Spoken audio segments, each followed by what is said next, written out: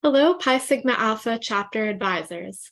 Today, I'm going to show you the basics of how to log into My Honor Society and how to create an invitation for your students. So without further ado, let's get started. This screen is the first thing that you see when you go to pisigmaalpha.myhonorsociety.com. You will have a login. It's usually your university email and either a sample password that we've given you or one that you've changed yourself. So I am going to enter my login information. You can keep yourself logged in or not. And this is your dashboard. This is the first thing that you see when you log into the platform. To create an invitation, we'll go on the left here to invitations, invitation groups, and then we'll create a new invitation group. Usually you will be creating one as the standard default.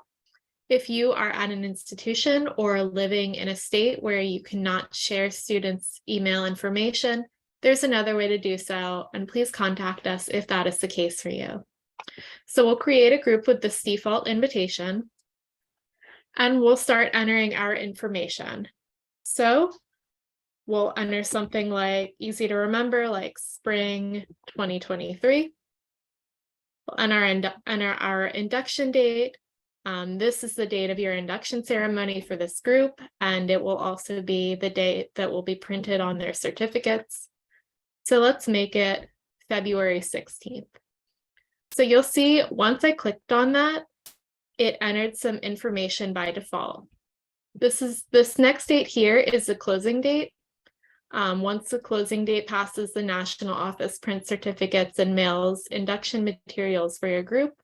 We generally recommend that it's at least 2 weeks before the actual induction date, so we can be sure that there is plenty of time to get you your materials in time.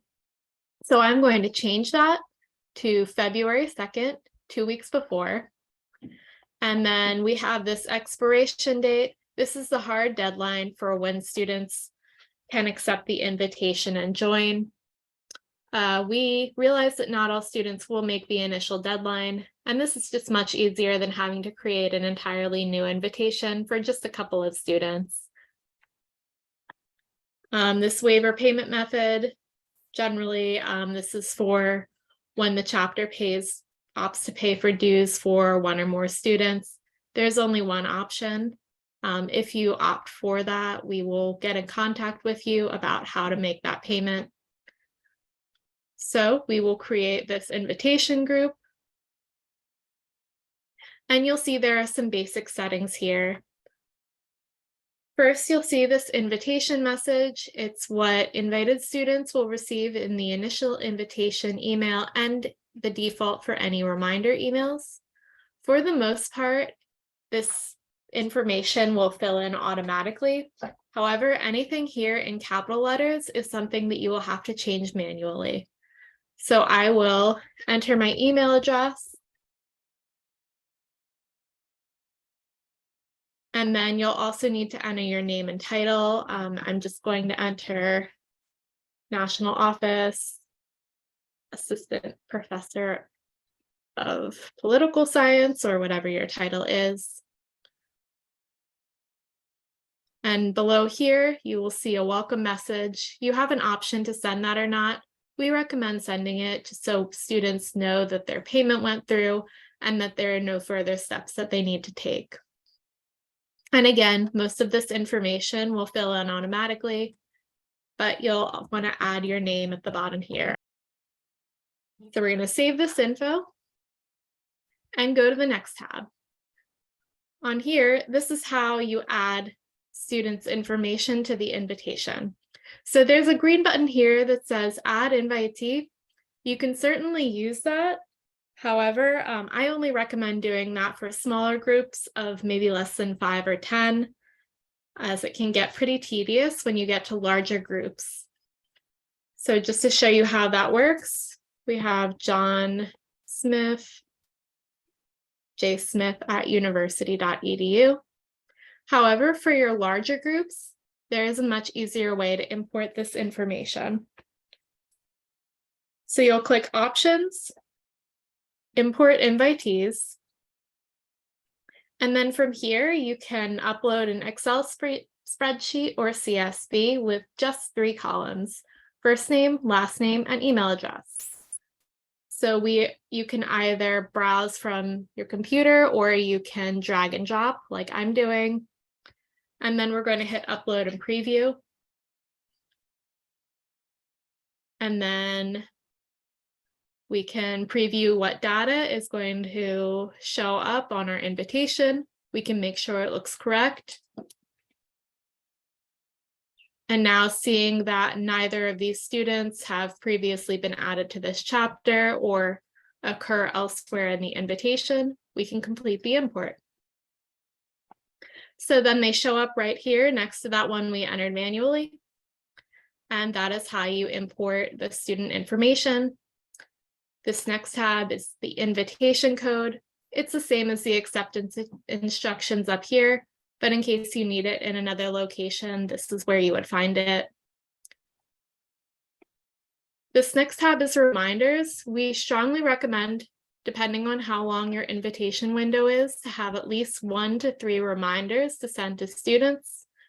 To add a reminder, here we will add one in mid-January. The default is for them to just get that initial invitation again. However, if you want to customize your text, you can certainly do so. And then we will add a second one on January 31st. And these will go out automatically the day of. This next tab is questions. These are questions set up by the national office, just asking about student demographic information. It's really only for data collection purposes, and it is 100% optional for students. This next tab is, you can see how students responded.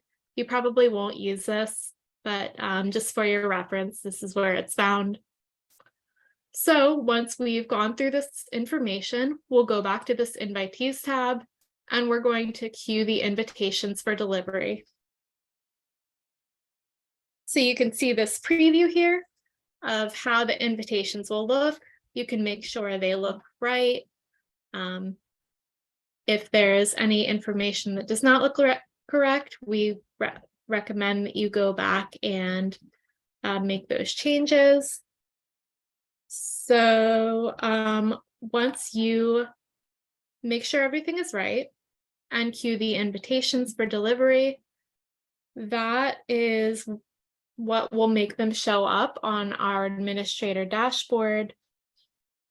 And it will let Pi Sigma Alpha staff know that your invitations are ready to go out.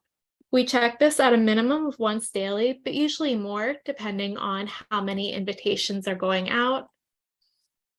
If there are any invitations we notice with any issues or typos, we'll certainly reach out to you to make sure the information is correct.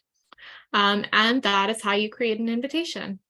If you have any further questions, please don't hesitate to reach out to us at office@pisigmaalpha.org. Thank you so much for joining us today.